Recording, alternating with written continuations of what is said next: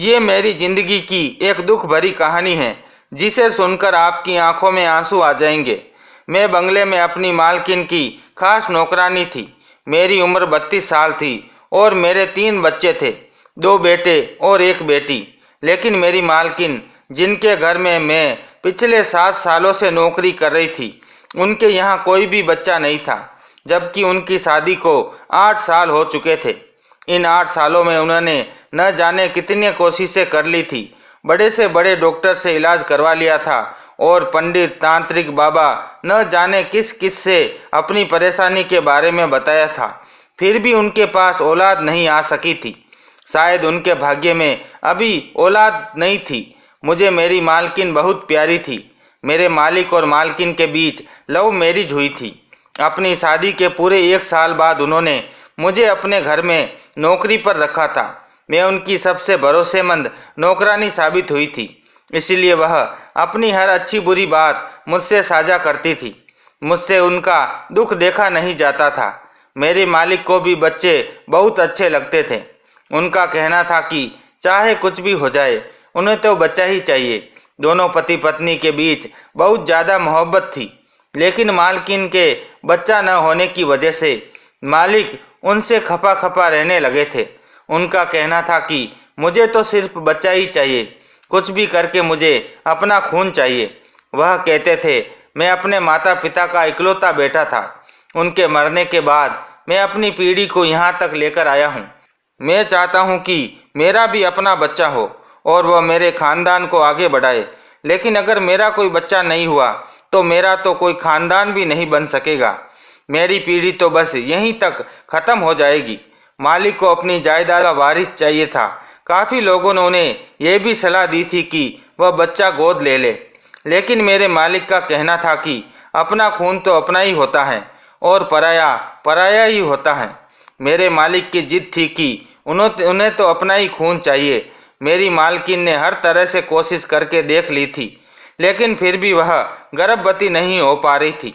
इस वजह से वह बहुत ज़्यादा परेशान रहने लगी थी। उन्होंने जादू टोना तक करवा लिया था, लेकिन फिर भी कोई फायदा नहीं हुआ। सारी कोशिशें नाकाम होने के बाद मालकिन खामोश होकर बैठ गई थी। मालिक ने साफ साफ कह दिया कि अगर उन्हें उनका वारिस नहीं मिला तो वह दूसरी शादी कर लेंगे। मालकिन अपने पति से बहुत प्यार करती थी। वह नहीं चाहती थी कि उनके पति उनकी आंखों के सामने किसी और औरत को ले आए। मालिक भी ऐसा ही नहीं चाहते थे, लेकिन वह भी मजबूर थे। इस पूरे मामले में मैंने अपनी मालकिन की बहुत मदद की थी। वह जिस भी तांत्रिक या बाबा के पास जाती थी, मुझे अपने साथ ले जाती थी। लेकिन इस बार तो मालिक ने दूसरी शादी करने का पक्का इरादा कर लिया था। उन्होंने कहा था कि वह किसी भी हाल में अपना फैसला नहीं बदलेंगे। इससे पहले भी मालिक ने मालकिन से कहा था कि उन्हें अपने बच्चे के लिए दूसरी शादी करनी ही होगी, लेकिन वह हमेशा ये भी कहते थे कि प्यार तो वह सिर्फ अपनी पहली पत्नी से ही करेंगे। मालकिन ये सब सुनकर बहुत ज़्यादा रोती थी। मालिक उनकी आंखों में आंसू नहीं देख सकते थे। हर बार जब मालिक मालकिन को रोते हुए देखते तो वह अपनी दूसरी शादी का इरादा टाल देते थे।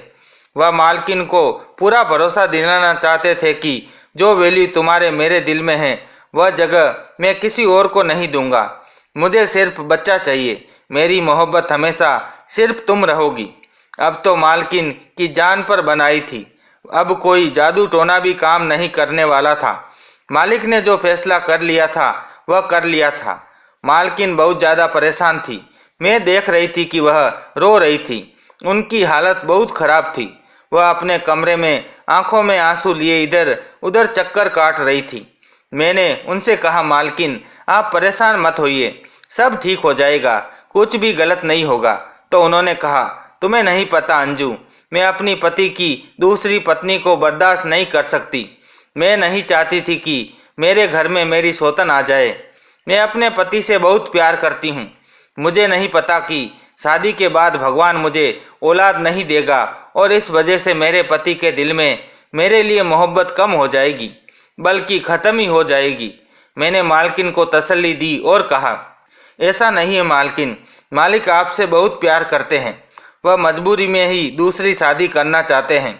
मालकिन कहने लगी, क्या तुम्हें पता है कि जब मेरे पति की दूसरी पत्नी इस घर में आएगी और वह उन्हें बच्चा पैदा करके देगी, तो मेरे पति के दिल में मेरे लिए तो बची कुची मोहब्बत है, वह भी खत्म हो जाएगी, क्योंकि मैं उन्हें बच्चा नहीं दे सकी।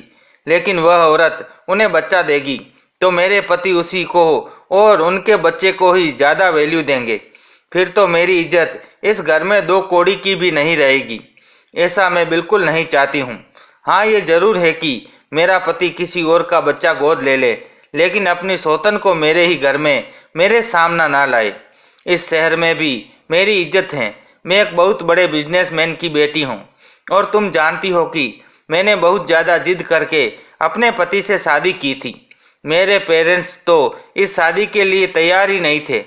अगर उन लोगों को ये बात पता चल गई तो वे भी मुझसे कहेंगे कि ये सब मेरी ही गलती का नतीजा है। मैं अपने पेरेंट्स से भी कुछ नहीं कह सकती। मेरे पति के दोस्त भी उन्हें यही सलाह देते हैं कि वह दूसरी शादी कर ले ताकि इस घर में मेरी वैल्यू खत्म हो जाए। लेकिन मैं ऐसा बिल्कुल नहीं होने दूंगी। मैं कोई ना कोई रास्ता निकाल कर रहूंगी। मालकिन हद से ज़्यादा परेशान थी।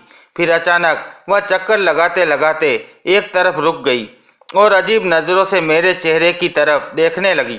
मैं भी मालकिन को ही देख रही थी, ये सोचकर कि अचानक उन्हें मुझसे क्या काम पड़ गया और वह मुझे इस तरह क्यों देख रही हैं। तभी मालकिन ने अचानक मुझसे कहा, अंजू, क्या तुम मेरी मदद कर सकती हो? उन्होंने मेरी आंखों में देखकर मेरे हाथों को थाम लिया और मुझसे ये सवाल किया तो मैं हैरान रह गई। मैंने उनसे कहा, हाँ, मैं तो हमेशा आपका काम करने के लिए तैयार रहती हूँ। आपको ऐसा कहने की बिल्कुल ज़रूरत नहीं है। मैं तो हमेशा आपकी मदद करती रहूँगी क्योंकि ये मेरा फ़र्ज़ है।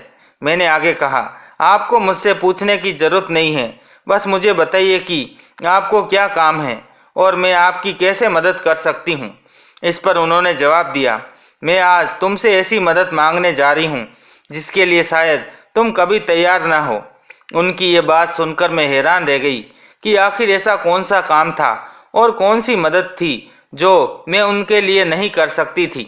मैंने कहा, मालकिन, मैं आपकी हर तरह से मदद करने की पूरी कोशिश करूंगी। ऐसा कभी नहीं हो सकता कि मैं आपकी मदद करने से इनकार कर दूं। आपने ऐसा सोच भी कैसे लिया? उन्होंने गहरी सांस ली और कहा, जो बात अब मैं तुमसे कहने जा रही हूँ शायद वह तुम्हारे लिए सुनना बहुत मुश्किल होगा और करना और भी ज़्यादा मुश्किल। मुझे पूरा यकीन है कि तुम इस काम के लिए मना कर दोगी।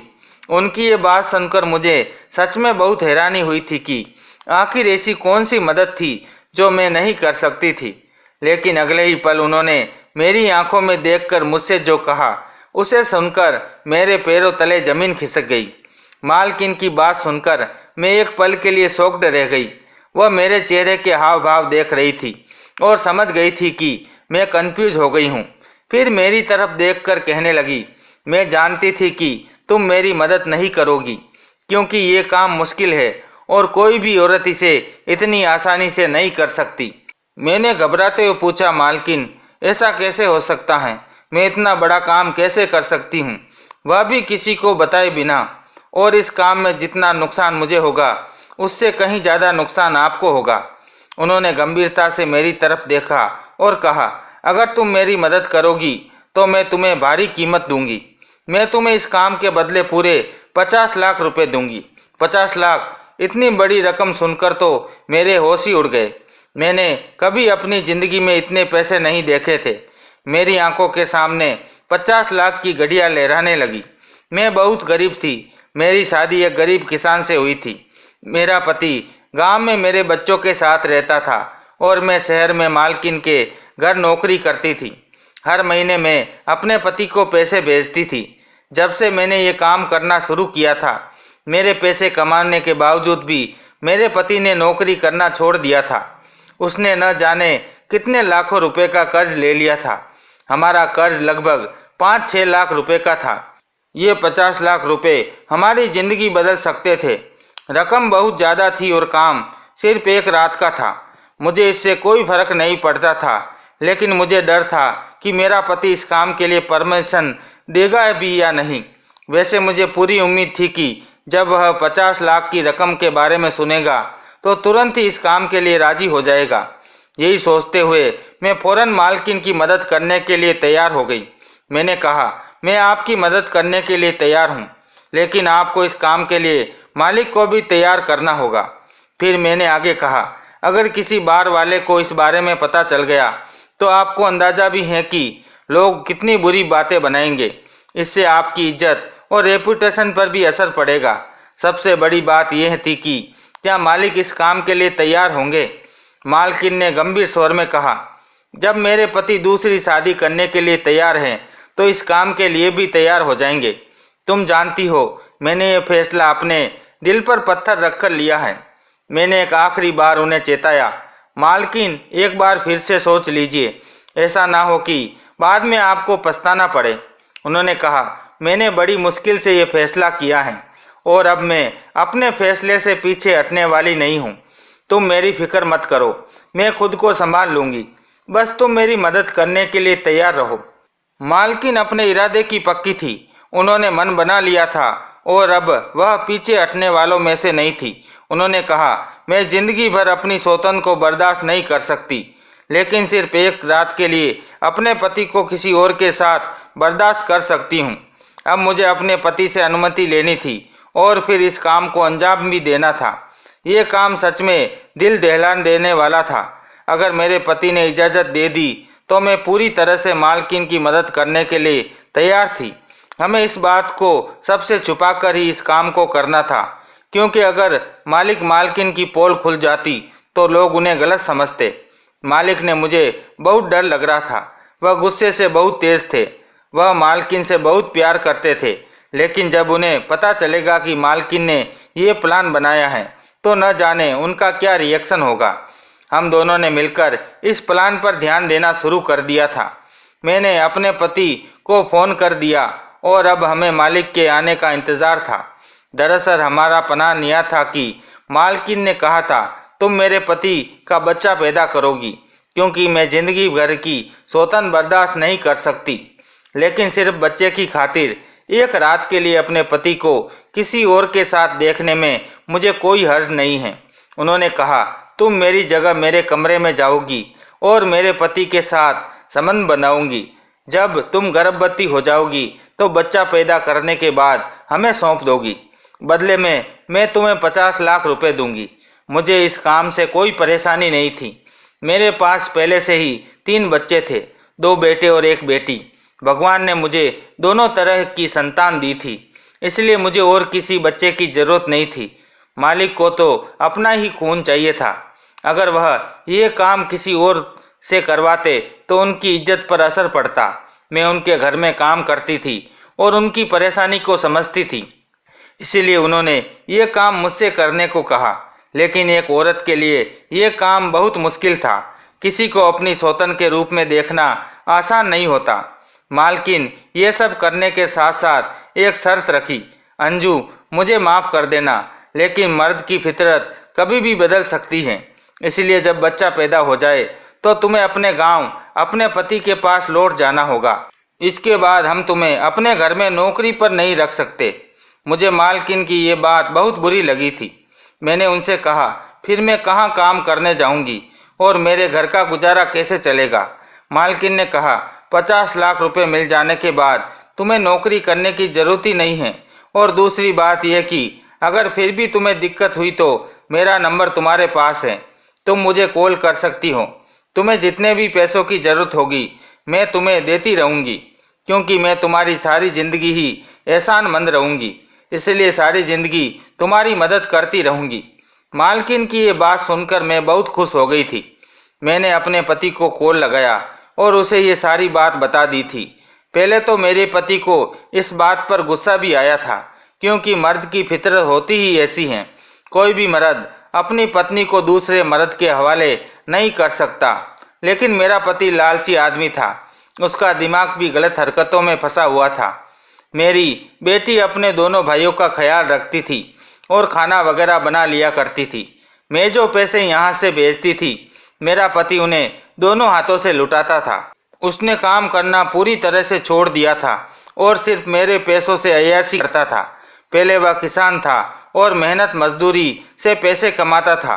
पर यह मेरी सबसे बड़ी गलती थी कि मैंने नौकरी शुरू कर दी थी। जब मैंने अपने पति को 50 लाख रुपए की रकम के बारे में बताया तो उसने तुरंत मुझे इसकी इजाज़त दे दी। उसने कहा, मुझे कोई एतराज़ नहीं है, मुझे तो सिर्फ पैसों से मतलब है। जब मैंने मालकिन को बताया कि मेरा पति राजी हो गया है तो मालकिन बहुत खुश हो गई, और जब उन्होंने बताया कि मालिक भी खुश हैं तो मैं भी थोड़ी राहत महसूस करने लगी। पहले तो मालिक भी थोड़ा हिचकिचा रहे थे, लेकिन उन्हें भी औलाद चाहिए थी और वह अपना ही खून चाहते थे, इसलिए वह भी इस काम के लिए तैयार हो गए। रात होते ही मालकिन ने मुझे मालिक के कमरे में भेज दिया। आज मैंने पहली बार मालकिन की आंखों में आंसू देखे थे। आज उन्हें इस तरह से तड़पते हुए देखा था जैसे कोई मछली बिन पानी के तड़पती हो। कभी कभी औरत इतनी मजबूर हो जाती है कि उसे जो नहीं करना होता है वह भी मजबूरी में करना पड़ जाता है। आज मैं मालकिन को बहुत लाचार और मजबूर होते हुए देख रही थी। उन्होंने मुझे गले से लगाया और कहा, मुझे निराश मत करना। जिस इरादे से मैं तुम्हें भेज रही हूँ, भगवान करे वह इरादा पूरा हो जाए। मेरे पति को औलाद मिल जाए ताकि मेरे बच्चे की कमी पूरी हो जाए और मेरा पति भी मुझसे अलग ना हो। मैं मालिक के कमरे में चली गई थी और मालकिन नींद की दवा खाकर अपने कमरे में सोने चली गई थी। वह रात शायद मालकिन के लिए कांटों पर गुजरी थी। जैसा हमने सोचा था वैसा ही हुआ। हमें ज़्यादा इंतज़ार नहीं करना पड़ा। जल्दी मेरी तबीयत पहले से ज़्यादा खराब रहने लगी। मालकिन ने मुझे शहर की सबसे अच्छे डॉक्टर के पास ले जाया। डॉक्टर ने जांच के बाद कहा, मुबारक हो, आप माँ बनने वाली हैं। डॉक्टर की ये बात सुनकर मालकिन और मालिक की खुशी का ठिकाना नहीं रहा। मालकिन से ज़्यादा तो मालिक खुश थे। उनकी तो जैसे मन की मुराद पूरी हो गई। पहली कामयाबी तो हमें मिल चुकी थी। भगवान ने हमें ज़्यादा इंतज़ार नहीं करवाया था। मेरे सामने 50 लाख की रकम घूम रही थी और उधर मालिक और मालकिन अपने बच्चे के आने के सपने देख रहे थे। अब वह दोनों पति पत्नी मेरा बहुत ख्याल रख रहे थे। मुझे बहुत अच्छा लग रहा था कि मैं इतने सालों से उनकी सेवा कर रही थी और आज भगवान ने ये समय ला दिया था कि ये दोनों मेरी सेवा कर रहे थे। मुझे ऐसा लग रहा था जैसे मैं इस घर की मालकिन हूँ और ये दोनों मेरे नौकर हैं। लेकिन तभी हमारे सामने एक नई मुसीबत आ गई। मालकिन के रिश्तेदारों को पता चला कि वह प्रेग्नेंट है तो वह मिलने के लिए आने लगे। वे तरह तरह के सवाल पूछने लगे और चूंकि मालकिन असल में प्रेग्नेंट नहीं थी, इसलिए उनके पास हर सवाल का जवाब नहीं होता था। वह कई बार कंफ्यूज हो जाती थी। इससे परेशान होकर मालिक ने कहा, हमारा इस बंगले में रहना अब ठीक नहीं है। यहाँ कोई न कोई आता जाता रहता है और अगर किसी को सच्चाई का पता चल गया तो हमारी बदनामी हो सकती है। मालिक ने कहा, ऐसा ना हो कि लोगों को गड़बड़ का एहसास होने लगे। इतने मेहमानों की आने की वजह से मालकिन और मुझे दोनों को ही परेशानी का सामना करना पड़ रहा था, क्योंकि मालकिन को आराम करना होता था और मुझे घर का सारा काम करना पड़ जाता था। इसलिए मैंने मालकिन को एडवाइस दी, हम आपके दूसरे शहर में बने हुए रिजॉर्ट में रहने के लिए चले जाते हैं। वहाँ हम आराम से गुजार लेंगे और मालिक अपने रिश्तेदारों को बता देंगे कि मालकिन अपने मायके में जाकर रह रही हैं। इस तरह से कोई भी रिजॉर्ट में नहीं आएगा और हम लोग वहाँ पर आसानी से ये समय पूरा कर लेंगे। मालिक को भी ये मेरा आइडिया अच्छा लगा था। मालिक ने हमें रिजॉर्ट में शिफ्ट करवा दिया। इस रिजॉर्ट में कोई नहीं था। हमारे साथ मालिक ने एक चौकीदार और एक नौकरानी भेज दिया था हमारा ख्याल रखने के लिए, क्योंकि मैं अभी तक कोई काम नहीं कर पा रही थी। उधर बंगले में अगर कोई मेहमान आ जाता तो मुझे काम करना पड़ता था ताकि किसी को हम पर शक न हो। इस रिजॉर्ट में हमारी सारी जरूरत थी, हर चीज़ मालिक ने पहले से ही मौजूद करवा दी थी। हम इस रिजॉर्ट में आने के बाद बहुत सुकून महसूस कर रहे थे और मालकिन मेरा बहुत ज़्यादा ख्याल रख रही थी। कुदरत का करिश्मा भी बड़ा अजीब होता है। कल मैं जिनसे मांगती थी, आज वे मुझसे औलाद मांगने के लिए तरस रही थी। मेरी मालकिन बहुत अच्छी और मेहरबान औरत थी। मैं सोचती थी, मालकिन को इतनी अच्छी हैं, फिर उनके साथ अच्छा क्यों नहीं हुआ? क्या सच में अच्छे लोगों के साथ अच्छा नहीं होता? फिलहाल वक्त गुजरता चला गया और मुझे अजीब अजीब तरह के ख्याल आने लगे। हफ्ते महीने में बदल गए। मेरा बच्चा मेरे पेट में लात मारने लगा था। पहली बार जब उसने मेरे पेट में हरकत करनी शुरू की तो मुझे अजीब सा एहसास हुआ था। आधी रात को अचानक मेरी आंख खुल गई और मैं उठकर बैठ गई। मैंने जैसे ही अपने पेट पर हाथ फेरा, अंधेरे में मुझे कुछ अजीब सा महसूस हुआ। मुझे महसूस हुआ मेरा बच्चा मुझे पुकार रहा है, मुझसे कह रहा है, माँ मैं आपका बच्चा हूँ, मुझे किसी को मत दो, मैं तुम्हारा हूँ, मुझे अपने साथ रखो। इस तरह से सपने मुझे हर रोज आने लगे। मैं सारी सारी रात जागकर गुजारने लगी। ज़्यादा जागने की वजह से मेरे अंदर कमजोरी होने लगी थी। मेरा दिल धीरे धीरे बदलने लगा था, क्योंकि अब हर रात मेरे साथ ऐसा ही होता था। रातों को मेरा दिल ही नहीं, मेरी नीयत भी बदल रही थी। मैं परेशान थी। अब 50 लाख रुपए मुझे झूठे और बेकार लगने लगे थे। मुझे लग रहा था 3 बच्चे होने के बाद मुझे अब और बच्चों की चाहत नहीं होगी। मेरे लिए पैसा जरूरी था, बच्चे नहीं। बच्चे तो मुझे पहले ही मिल चुके थे और मेरी कोई ख्वाहिश भी नहीं थी, क्योंकि बेटा और बेटी दोनों ही मेरे पास थे। मुझे क्या पड़ी थी कि मैं बेवजह एक और बच्चा पैदा कर लूं।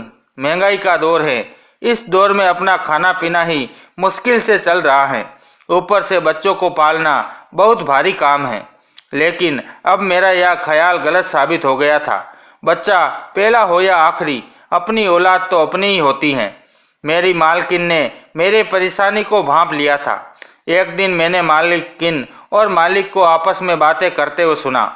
मालिक मालकिन से कह रही थी, कहीं ऐसा ना हो कि मौके पर अंजू की नीयत बदल जाए। मालिक ने कहा, ऐसा नहीं हो सकता, उसकी नीयत कभी नहीं बदलेगी, क्योंकि उसके पास पहले से ही बच्चे हैं। उसे पैसों की जरूरत है, बच्चों की नहीं। मालकिन मुझसे भी बार बार सवाल करती थी, तुम इतनी खामोश क्यों रहती हो। मालिक हर हफ्ते रिजॉर्ट का चक्कर लगाने आते थे। वह मेरे लिए बहुत सारे फल, जूस और ज़रूरत का हर सामान लेकर आते थे। हर महीने मेरा डॉक्टर से इलाज भी चल रहा था। फिर जैसे तैसे वह दिन भी आ गया। डॉक्टर ने मुझे डिलीवरी की तारीख दे दी थी। ये बात मालकिन ने तुरंत मालिक को बताई। मालिक बहुत ज़्यादा खुश हो गए थे। मालिक ने मेरे इलाज के लिए मालकिन को बहुत सारे पैसे दे दिए और कहा, किसी भी चीज़ की कोई कमी नहीं आनी चाहिए। उधर मेरा दिल बार बार अपने इस बच्चे के लिए परेशान था। रात का समय था। मालकिन ने मुझसे कहा, सुबह हमें अस्पताल जाना है, क्योंकि तुम्हारे बच्चे के जन्म में अब सिर्फ एक रात ही बची है। अगले दिन लगभग 10 बजे मुझे अस्पताल भर्ती होना था, क्योंकि डॉक्टर ने डिलीवरी की तारीख दे दी थी और मेरा ऑपरेशन होना था। यह सुनकर मुझे डर लगने लगा था। फिर मैंने दिल से सोचा, मैं अपना बच्चा किसी को नहीं दे सकती। मेरा बच्चा है, मैं इसे 50 लाख की वजह से किसी और के हवाले नहीं करूंगी। भले ही इस बच्चे का पिता मालिक है, लेकिन माँ तो मैं हूँ जो इसे जन्म देने वाली हूँ। पिता से ज़्यादा ममता माँ के दिल में होती है, जो पूरे 9 महीने तकलीफ में रहकर उसे अपनी कोख में रखती हैं। और भला मैं अपनी बच्ची को 9 महीने अपने पेट में रखने के बाद किसी और की गोद में कैसे डाल सकती हूँ। अपने शरीर के अंग को मैं किसी और के हवाले नहीं कर सकती। मैंने सोच लिया था, ये बच्चा मेरा है। मैं इसे 50 लाख में तो क्या 50 करोड़ में भी किसी को नहीं दूंगी। मेरी नीयत और मेरा इरादा दोनों ही बदल चुके थे। मैंने देखा मालकिन रात में कमरे में जाकर सो चुकी थी। मैंने जल्दी से अपना सामान पैक किया और चुपके से वहां से भाग गई। मुझे तकलीफ भी होनी शुरू हो गई थी, क्योंकि मेरी डिलीवरी की तारीख आ चुकी थी। मैं जल्दी से वहां से निकल गई। रातों रात मैंने रात वाली बस पकड़ी और उसमें सवार हो गई। मुझे लग रहा था अब मैं ज़्यादा बर्दाश्त नहीं कर सकती। मैंने कभी ऑपरेशन नहीं करवाया था, क्योंकि मेरे 3 बच्चे नॉर्मल डिलीवरी से हुए थे। मुझे इस दर्द की आदत हो चुकी थी। मैं अपनी मालकिन को बहुत बड़ा धोखा देकर वहां से भाग निकली थी, क्योंकि मुझे अपना बच्चा चाहिए था और मैं इसे किसी और को नहीं दे सकती थी। पीछे मालिक और मालकिन का क्या हाल होगा, मैं इस बारे में सोचना भी नहीं चाहती थी। मुझे सिर्फ ख्याल था तो अपने बच्चे का, जिसे बचाना मेरी जिम्मेदारी थी। लगभग 6 घंटे का सफ़र तय करने के बाद मैं अपने गांव पहुंच गई थी, लेकिन अब मुझे दर्द तेजी से शुरू हो गया था। मैं अपने घर नहीं गई थी, क्योंकि मेरा पति तो वहां पर 50 लाख की उम्मीद लगाए बैठा था। मेरे पति का बहुत सारा कर्ज था और इस 9 महीने में उसने 50 लाख के न जाने कितने सपने देख लिए थे। अगर मैं उसके पास चली गई तो मुझे उम्मीद थी कि वह मुझे वापस मालकिन के पास ले जाएगा और उनसे पूरे पैसे हासिल कर लेगा। मेरा पति तो पहले ही बहुत लालची इंसान था। जो आदमी अपनी पत्नी को दूसरे मर्द के साथ 50 लाख रुपए के लिए बर्दाश्त कर सकता है, वह कभी उसकी ममता को नहीं समझ सकता। 50 लाख रुपए के बारे में सुनकर जितना वह खुश हुआ था, उसकी खुशी का मैं शब्दों में बयान नहीं कर सकती थी। सारा दिन वह सोचता रहता कि जब 50 लाख रुपए आएंगे तो मैं ये करूँगा, वह लाऊंगा, वह करूँगा, और न जाने किस किस तरह की बातें वह किया करता था। उसे अपनी पत्नी और बच्चों से ज़्यादा पैसों से प्यार था। मैं गांव की खास दाई शारदा के पास चली गई थी। मेरे बाकी के बच्चे भी इसी औरत ने पैदा किए थे। मैं शारदा के घर पर गई और ज़ोर ज़ोर से दरवाज़ा बजाया। गर्मियों की रात थी। मैं रात के 2 बजे वहाँ से रवाना हुई थी और अभी सुबह के 8 बजने वाले थे। गर्मियों में तो सब लोग जल्दी ही सोकर उठ जाते हैं। दाई या डॉक्टर तो आदत ही होती हैं कि कभी भी उनके पास मरीज आ जाए तो उन्हें संभाल लेती हैं।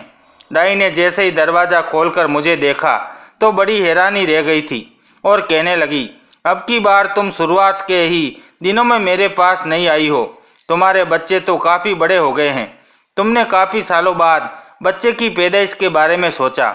मैंने कहा, शायद भगवान की यही मर्जी है। यह सुनकर मैं खामोश हो गई थी। वह मुझसे और ज़्यादा बातें कर रही थी। मैंने उनसे कहा कि ज़्यादा बातों का समय नहीं है, मुझे दर्द हो रहा है, मेरी डिलीवरी का समय आ गया, इसलिए मैं आपके पास आई हूँ। मुझे मेरा बच्चा सही सलामत चाहिए। जल्दी से जल्दी मुझे मेरा बच्चा डिलीवर करके दे दो। मुझे बस यही परेशानी हो रही थी कि कहीं मालिक के आदमी यहाँ पर ना आ जाए और मुझसे मेरा बच्चा ना छीन ले। मुझे जल्दी से जल्दी अपना बच्चा यहाँ से लेकर कहीं दूर जाना होगा। मुझे मालिक और मालकिन से डर लग रहा था और ये डर था कि कहीं मेरा पति लालच में आकर ये बच्चा मालकिन को ना पहुँचा दे। इसलिए मैं अपने घर भी वापस नहीं जाऊंगी। डर और परेशानी की वजह से मेरा बुरा हाल हो रहा था। मैंने ये तक नहीं सोचा था कि पीछे मेरे मालिक और मालकिन का क्या हाल होगा जब उन्हें पता चलेगा कि मैं रातों रात उनके घर से भाग गई हूँ। पहले तो वे लोग मुझे तलाश करने की कोशिश करेंगे और उसके बाद ना जाने वे दोनों एक दूसरे के साथ क्या कर गुजरेंगे। फिलहाल मुझे दर्द शुरू हो चुका था और मेरी डिलीवरी शारदा करवा रही थी। लगभग 1 घंटे की मेहनत के बाद मेरा बच्चा इस दुनिया में आ गया था। मेरी तो खुशी का कोई ठिकाना नहीं था। मैंने सोच लिया था कि मैं जल्द से जल्द अपने बच्चे को उठाकर यहाँ से कहीं दूर चली जाऊंगी, यहाँ से बिल्कुल गायब हो जाऊंगी, ताकि मेरे बारे में किसी को कुछ पता ना चले। मैं कुछ भी करके अपना बच्चा मालिक और मालकिन को नहीं दूंगी। मैंने ये तक नहीं सोचा था कि ये वही मालकिन थी जिसने सारी जिंदगी मुझ पर एहसान किए थे। मैंने उन दोनों पति पत्नी का नमक खाया था। उन्होंने मुझे खाना दिया, पहनने के लिए कपड़े दिए और रहने के लिए जगह दी। अगर वे ये सब न देते तो हमारे पास खाने के लिए कुछ भी नहीं होता। मैंने मालकिन की किसी भी अच्छी बात को याद नहीं किया और उन दोनों को बच्चे का सपना दिखाकर अचानक उनकी आंखों से उनके सारे सपने छीन लिए। उनकी ख्वाहिश पूरी होने के समय पर मैंने अब उनकी सारी ख्वाहिशों को बिना पूरा किए ही वहां से भागने का फैसला कर लिया। उन दोनों से इतना बड़ा वादा मैंने 9 महीने तक निभाया था। जब वह वादा पूरा होने का समय आया तो मैंने उन्हें बेवकूफ़ बना दिया। मुझे नहीं पता था कि एक माँ इतनी खुदगर्ज हो सकती है जितनी मैं हो गई थी। मैंने उन दोनों पति पत्नियों की भावनाओं को ठेस पहुंचाई थी। दोनों ने ही मुझ पर भरोसा किया था। मेरा बच्चा इस दुनिया में आ चुका था। उसके रोने की आवाज़ सुनकर मुझे लगा कि मेरी जान में जान आ गई। जब मेरा बच्चा पैदा हो गया तो 2-3 घंटे आराम करने के बाद मैं अपने बच्चे को लेकर बहुत दूर चली गई थी। ये एक छोटा सा गांव था जहां पर बहुत कम लोग रहते थे। यहाँ पर मैंने एक पुरानी सी झोंपड़ी में अपना बसेरा कर लिया था और अपने बच्चे की परवरिश करने लगी। शायद मुझे मेरे पति और मालिक मालकिन ने ढूंढने की बहुत कोशिश की थी, लेकिन मैं इतनी दूर जा चुकी थी कि उनके लिए मुझे खोजना लगभग नामुमकिन था। यहाँ पर भी मैंने लोगों के घरों में काम करना शुरू कर दिया था और मैं अपनी कम कमाई में ही अपने बच्चे को पाल रही थी। लेकिन शायद मुझे मेरे किए की सज़ा मिलनी थी, क्योंकि मैंने उन दोनों पति पत्नी का दिल दुखाया था। मुझे मेरे किए की सज़ा इस तरह से मिली कि एक दिन अचानक मेरी तबीयत बहुत खराब हो गई। गांव के ही लोगों ने मुझे विधवा समझकर एक सरकारी अस्पताल में भर्ती करवा दिया। वहां पर पता चला कि मुझे कैंसर जैसी बड़ी बीमारी है। मैं जब तक जी रही हूँ, ना जाने किस दिन मेरी मौत हो जाए। मैंने अपनी यादों को ताज़ा करने के बाद अपनी ज़िंदगी की पूरी कहानी डायरी में लिखनी शुरू कर दी, ताकि जो गलती मैंने की है वह आगे कभी कोई औरत न करे। मैं डायरी रोज़ लिखती थी। देखते ही देखते मेरा बेटा 15 साल का हो गया। मेरा बेटा बचपन से ही बहुत समझदार था, क्योंकि मालिक भी बहुत समझदार और ईमानदार आदमी थे। अब वह हूबहू अपने पिता पर गया था। भगवान ने मेरे बेटे की परवरिश के लिए शायद मुझे 15 साल तक जिंदा रख लिया था। एक दिन ना जाने कैसे मेरे बेटे के हाथ में वह डायरी लग गई। उसे मैं गांव से ही सरकारी स्कूल में फ्री में पढ़ा रही थी। मेरा बेटा पढ़ाई में बहुत अच्छा था, इसलिए वह पढ़ना लिखना जल्दी ही जान गया था। मेरे बेटे ने मेरी डायरी पढ़ ली और उसे मेरी हकीकत के बारे में सब कुछ पता चल गया। जब उसने मुझसे इस बारे में सवाल किया तो मैं बहुत डर गई कि इसे कहाँ से पता चल गया। तब उसने मुझे मेरी डायरी दिखाई। ये सदमा मैं बर्दाश्त न कर सकी और मेरी तबीयत बिगड़ने लगी। मेरे बेटे ने शायद मेरी जान बचाने के लिए मेरे साथ बहुत कुछ किया। उस डायरी में शहर का एड्रेस भी लिखा था, जिसमें मालिक और मालकिन का बंगला था। वह मुझे गांव की ही मौसी के पास छोड़कर मालिक और मालकिन के पास चला गया और मेरी वह डायरी भी अपने साथ ले गया। मैंने उसे जाने से बहुत मना किया था, लेकिन उसने मेरी एक ना सुनी।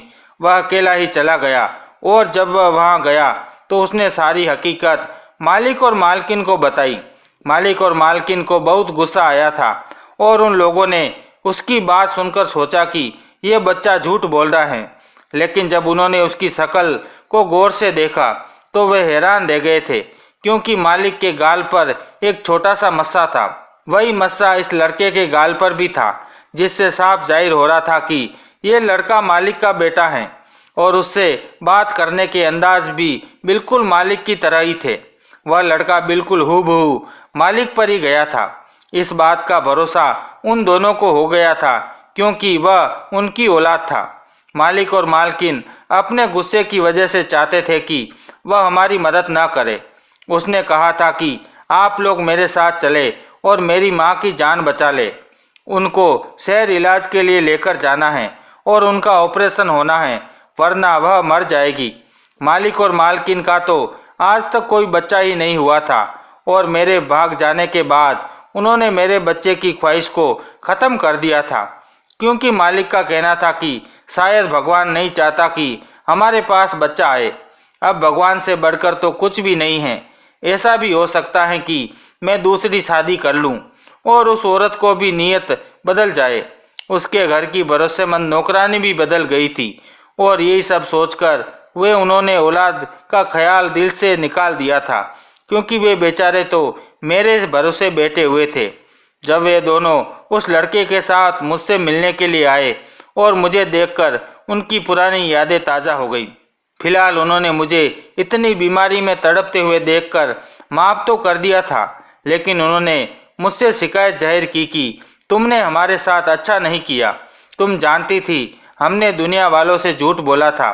जब तुम भाग गई तो हमने लोगों से कहा कि हमारा बच्चा अस्पताल में पैदा हुआ था, लेकिन अस्पताल में ही किसी ने चोरी कर लिया और उसका कुछ पता ना चला और हम फिर से बे औलाद हो गए। हमें क्या पता था कि आज 15 साल बाद हम अपने बेटों को इस तरह से देखेंगे। मैंने मालिक और मालकिन से हाथ जोड़कर माफ़ी मांगी। उन दोनों ने मुझे माफ़ कर दिया और वे लोग मुझे शहर ले गए। वहाँ ले जाकर उन्होंने मेरा एक अच्छा अस्पताल में ऑपरेशन करवाया। भगवान ने शायद मुझे जिंदगी दे दी थी। मेरी गलती तो बहुत बड़ी थी, जिसके लिए मुझे मौत मिलनी थी वह भी कम थी, लेकिन मेरे बेटे की दुआओं और उनकी मेहनत का नतीजा था कि मैं बच गई थी। मेरे बच्चे को भी पता चल गया था कि मैं 15 साल तक कहाँ छुपी रही। मेरा पति और 10 साल पहले किसी एक्सीडेंट में मर गया था और मेरे बच्चों ने मुझे तलाश करने की कोशिश की। एक तरफ से मैंने अपने बच्चों का भी दिल दुखाया था कि अपने तीनों बच्चों को छोड़कर मैं चली गई थी। मेरे तीनों बच्चे जवान हो गए थे और इधर जो मालिक का बेटा था वह 15 साल का था। 15 साल तक वह मालिक और मालकिन से दूर रहा। मैंने मालिक और मालकिन का बेटा उनको सौंप दिया था, लेकिन मेरा बेटा मुझे ही अपनी माँ समझता था। उसे सारी हकीकत के बारे में तो पता था, लेकिन मैंने उससे कहा कि बेटा, शायद ये मेरी गलती का पश्चाताप है। मैं इसी तरह से अपनी गलती को सुधार कर सकती हूँ। मैं अब और इन पति पत्नी के साथ गलत नहीं कर सकती। इन्हीं वजह से तो मेरी जिंदगी बच सकी है। मैं तुमसे मिलने के लिए आया करूँगी, लेकिन तुम्हारे असली पिता तो मालिक ही हैं। इस तरह से मैं अपने गांव अपने बच्चों के पास चली गई और मालिक मालकिन को उनका बेटा वापस कर दिया। अब वे लोग अपनी ज़िंदगी में खुश थे और इधर मैं अपने बच्चों के साथ रहकर खुश हूँ। मालिक मालकिन ने इतने सालों बाद भी वादा निभाया और उनका बेटा सौंपने पर मुझे 50 लाख रुपए दिए। मुझे 50 लाख रुपए की कोई ज़रूरत नहीं थी, लेकिन उन्होंने कहा कि अब तुम्हारा पति भी कमाने वाला नहीं है, ये पैसा रख लो, तुम्हारे काम आएगा। मुझे अफसोस हो रहा था कि इन भले पति पत्नी के साथ मैंने बहुत गलत किया था, लेकिन मुझे अपने छोटे बेटे की याद अभी भी सताती है। जब मुझे उसकी याद आती है तो मैं उससे मिलने के लिए चली जाती हूँ। मालिक मालकिन ने लोगों को बताया कि ये उनका वही बेटा है जो अस्पताल से चोरी हो गया था और अब 15 साल बाद ये उनको मिल गया। मेरे बेटे ने मालिक और मालकिन को अपना माता पिता मान लिया था और वह उनके साथ उनके घर में अब बहुत खुश थे। दोस्तों, उम्मीद करते हैं कि आपको हमारी कहानी पसंद आई होगी। अगर कहानी पसंद आई हो तो वीडियो को लाइक करें, चैनल पर नए हैं तो चैनल को सब्सक्राइब करें और हाँ, नोटिफिकेशन बेल को ज़रूर दबाएं ताकि अगली अपडेट सबसे पहले आपको मिले।